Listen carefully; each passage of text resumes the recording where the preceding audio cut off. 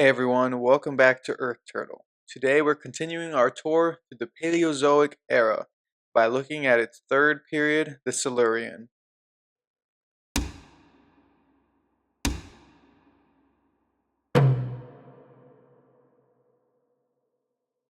Before we get started, let's check out last episode.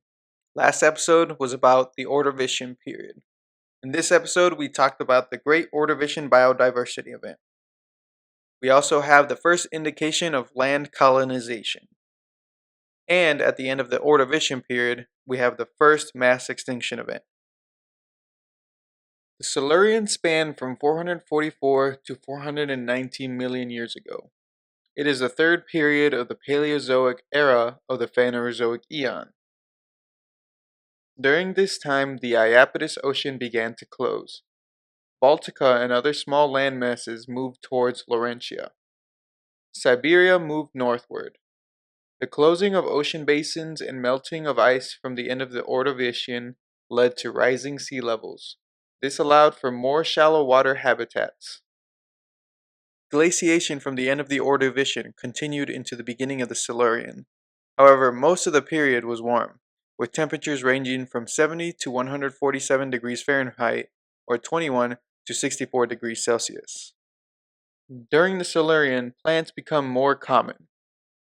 Rhiniophytes and lycophytes were some of the first primitive land plants. They may be related to living plants such as mosses, liverworts, and hornworts. Cooksonia was one of the earliest known plants. It was not much taller than a human thumb, had slender leafless branches, and it was topped by spore-containing capsules. For invertebrates, corals continued to make habitats for other marine organisms.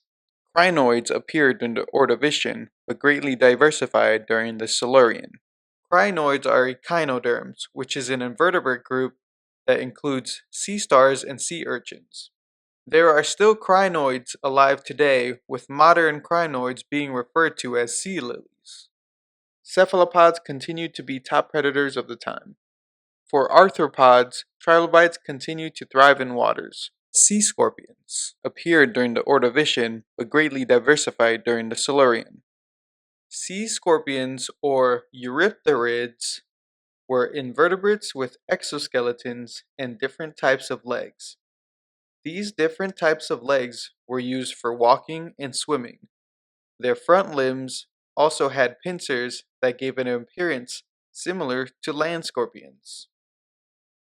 On the vertebrate side, jawless fish were still common. Vertebrates stayed in the water while other organisms began to move to land. Example groups of jawless fish during this time were the anapsids, the osteostracans, and the thelodonts. Anapsid fossils have only been found in areas that were part of the northern hemisphere of the Silurian period. These fish had bony scales along their backs.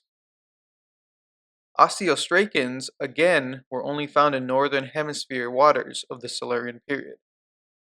They had bony head shields and eyes on the top of their heads. Thelodont fossils, however, have been found worldwide. They do not have bony head shields, but had sharp, tooth-like scales.